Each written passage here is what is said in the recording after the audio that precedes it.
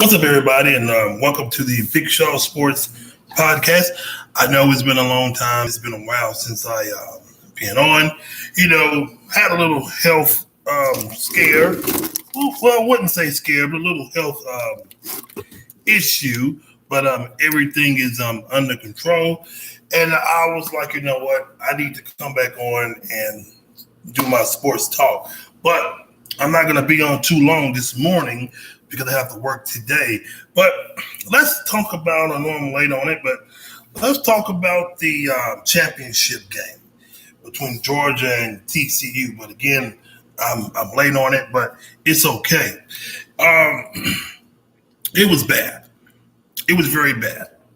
I felt bad for TCU. I don't understand why people really thought that TCU could hang with a strong Georgia team. That Georgia team is very well. I understand that they barely beat the Ohio State. Now, honestly, I thought Ohio State would have been a better game. Maybe Alabama would have been even a better game. So hopefully, with the new format, this will be a whole lot better. But the thing is, will the SEC rule again? As a whole, the SEC is a strong conference. I really do believe if you take a team in the SEC from the bottom of the tier, they can probably beat any team in the nation. That's how strong the SEC is. It's a powerhouse. But again, back to the championship, I really do believe that the TCU game was an absolute mismatch. It was horrible. I didn't even watch the game.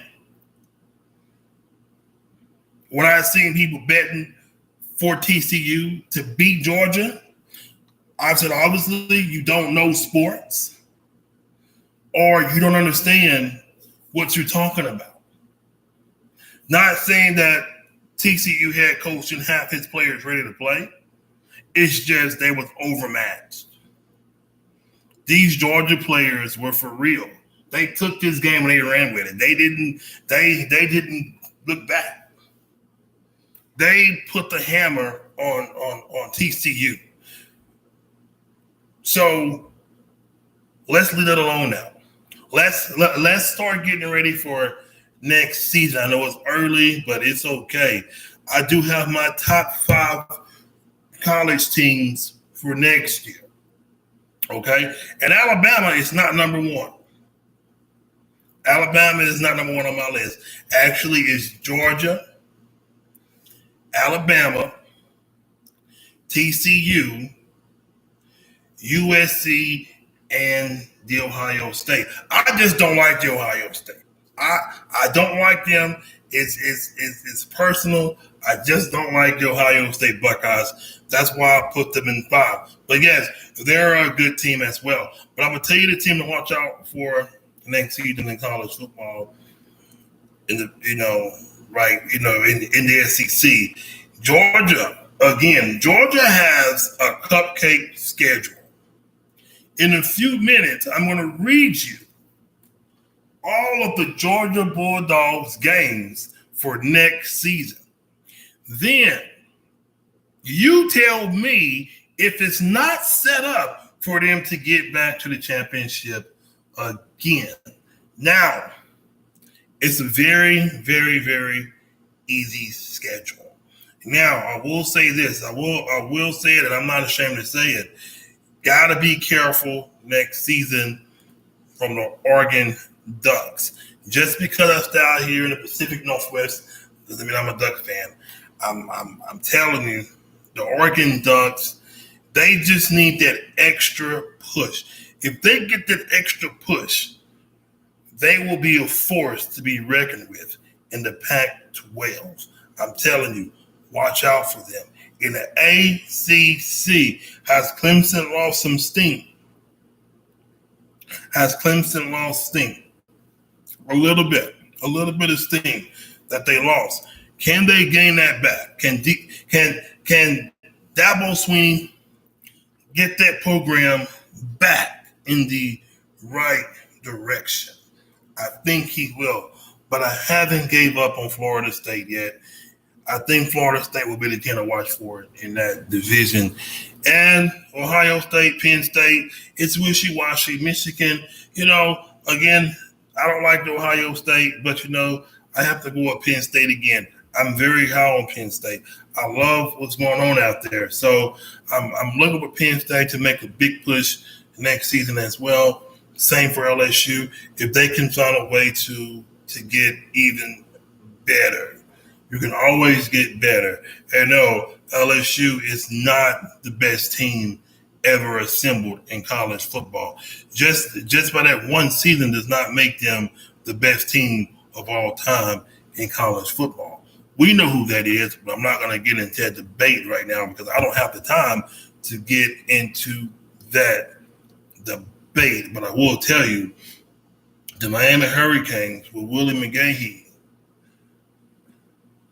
we're going to leave it alone, but I'll tell you, we'll talk about that next week when I come back at the same time. I was scheduled to come on at 1, but I was like, you know what? I'm going to come on early. But let's get off of college football right now. We're gonna focus now on college basketball. The Alabama Crimson Tide, they are rolling this year. They're rolling. They playing lights out. They're playing really, really, really well. But my question to you guys out there, what is going on with the Kentucky Wildcats? Can somebody please explain to me and tell me what's going on with Kentucky? I hate to see them struggle like this. Hopefully they can pick up before it's too late.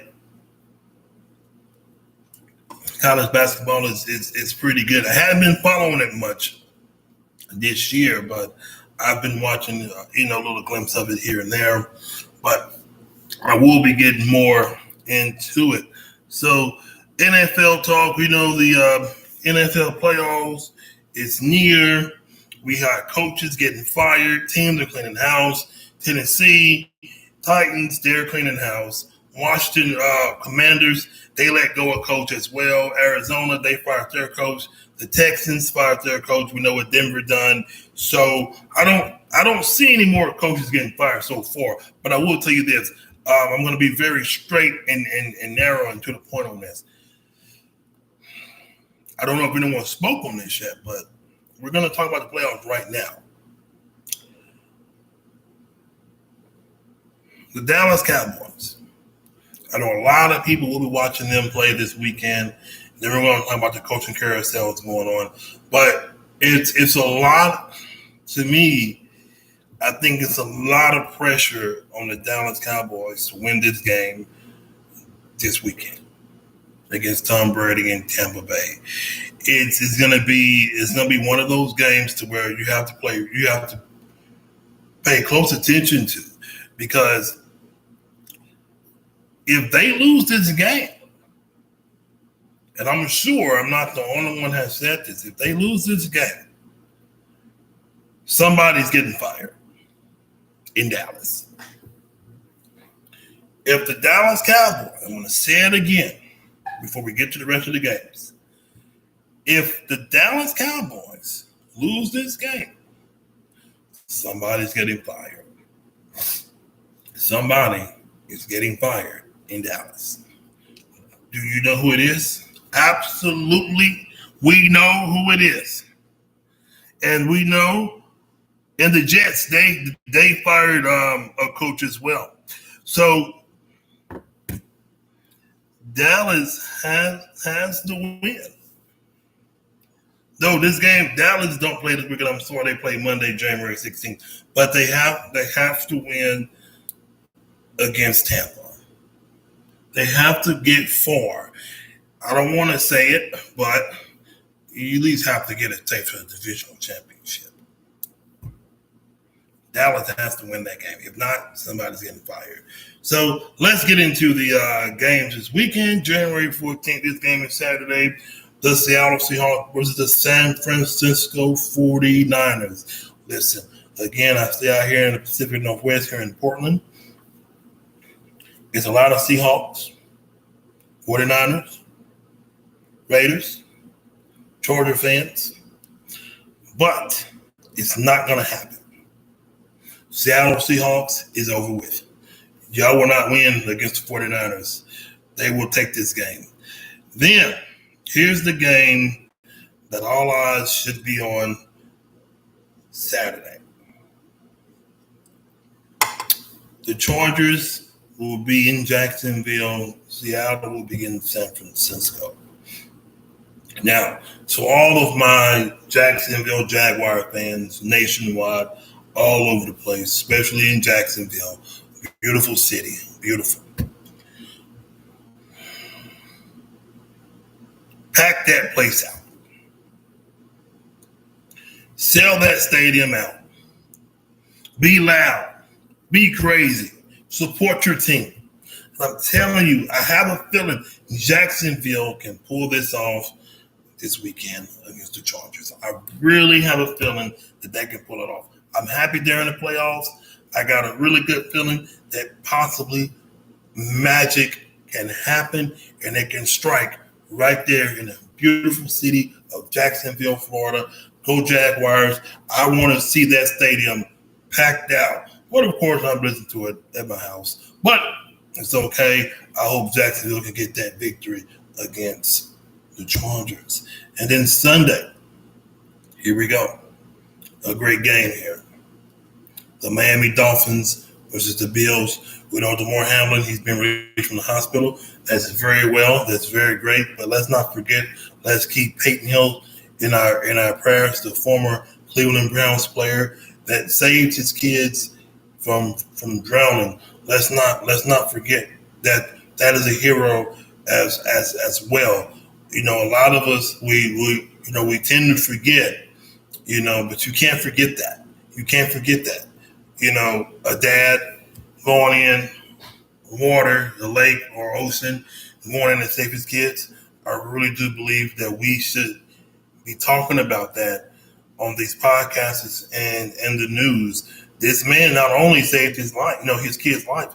He really did. I don't know how many kids were in there, but he went in there and he done what he was supposed to do and saved his kid's life. So we need to talk about that more. But I'm very happy that Mr. Hamlin is out of the hospital and he will hopefully continue to do well. But I'm telling you, I don't think he should continue to play football. That's just my honest opinion. I just don't think so, because when you have that, what he had and went through, I will start reconsidering different options. Maybe the Buffalo Bills will give him a front office job or something like that. But I really don't think that a player that had an incident like that should play football. But we're going to see what happens. We know Tua, he will be out as well. So this is my honest opinion.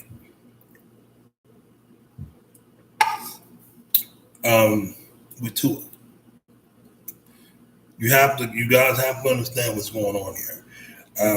When it comes to your heart, your head, or whatnot, you have to start considering other options. Because let's just say one more hit like that, what will happen? So I'm sure Tua is a smart guy. I'm sure he has family support. I really do think that when it comes to injuries, you have to be really careful and you have to think about your health every once in a while. So I really think Tua should really, really think about next options with that. But Buffalo Bills and Miami should be an interesting game. I'm not doing my picks for this game here, but I really do believe this will be a pretty good game. But the game of the week will be, for me, Jacksonville and the Chargers.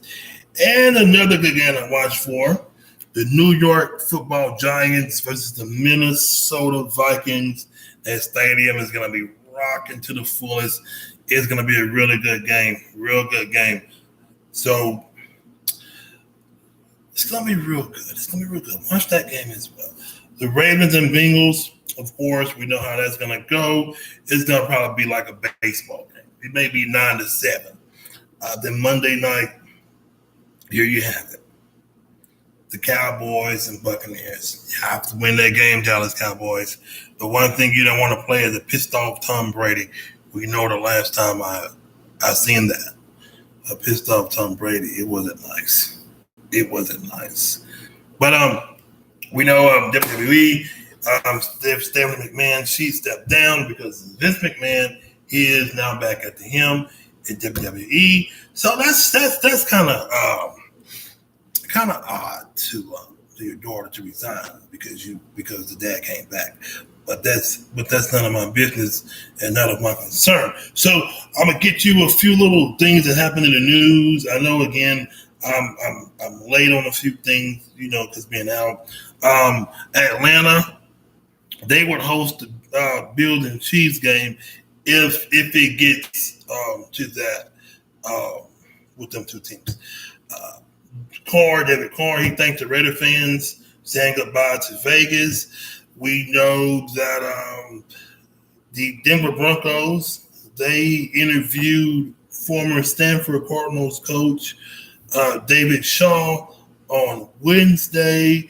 I'll talk about that shortly. And former USC star running back Charles White has passed away at 64. So let's get to a little coaching stuff here.